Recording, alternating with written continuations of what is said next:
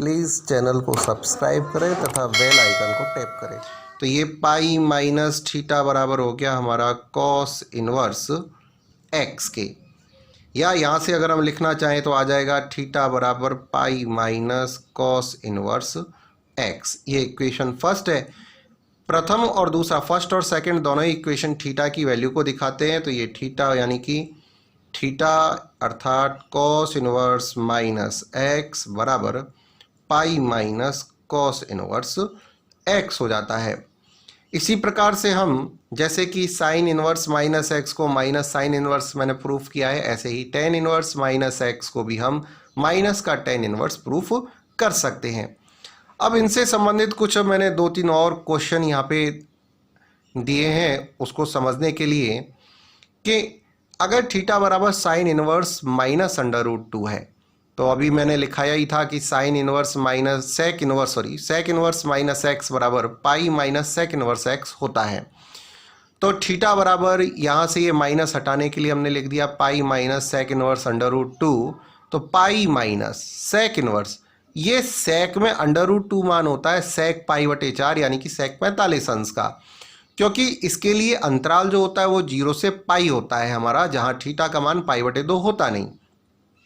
तो pi minus ये sec inverse से सेक अगर हम हटा भी दें तो पाई बटे 4 घटाने पर 3 पाई बाई 4 हो गया। ये 3 पाई बटे 4 इस सेक के लिए जो अंतराल है 0 से पाई उसके अंदर निर्धारित है, इसीलिए ये इसका मुख्य मान कहलाएगा। मुख्य मान के लिए हमें प्रत्येक व्युत्क्रम फलन के लिए उसका थीटा का जो परिसर है वो ज्ञात होना आवश्यक होता है। ऐसे ही अगर थीटा बराबर cot inverse minus 1 under root 3 है, तो कॉट के लिए कॉट इनवर्स माइनस एक्स बराबर pi minus cot inverse x होता है। तो pi minus cot inverse under root 1/3।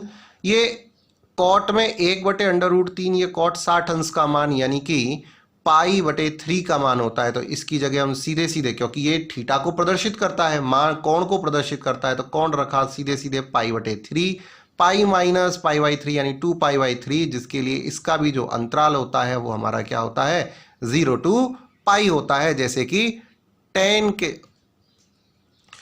इसके लिए हमें प्राप्त हो जाता है।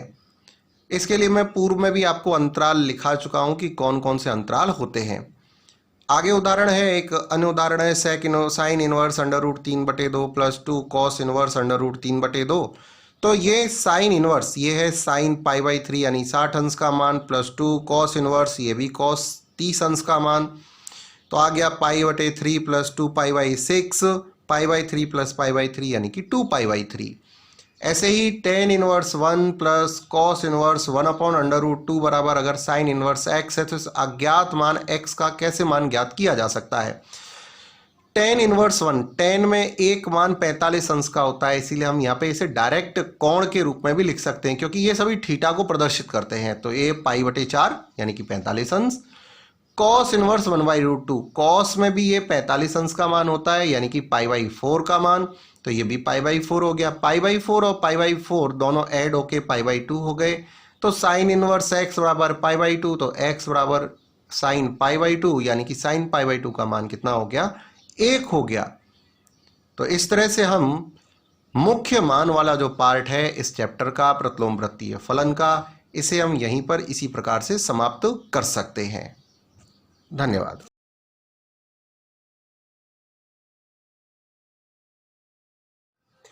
आपको ये मेरे वीडियोस कैसे लगे प्लीज़ कमेंट्स करके बताइए, और यदि पसंद आया हो तो इसे लाइक तथा शेयर कीजिए।